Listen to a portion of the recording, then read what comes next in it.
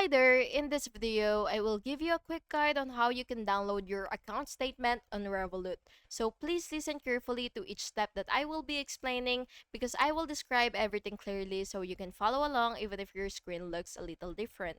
Before starting, make sure that you have the correct plan or version that supports this feature so you will have full access to everything you need. So first things first is you have to make sure that Revolut is actually available in your country so that you will be able to proceed to the next steps. So first, after that, of course, you will open your Revolut app or website, and then what you will have to do is log in using your credentials.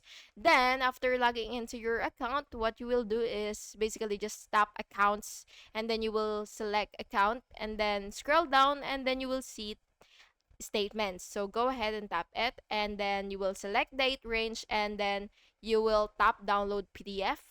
And after all that, statement downloads, and then you can view or email it. So that's just it. Thank you so much for watching this video, and I really hope it was helpful for you. And if it was, please make sure to like and subscribe for more videos like this. Thank you, and have a good day.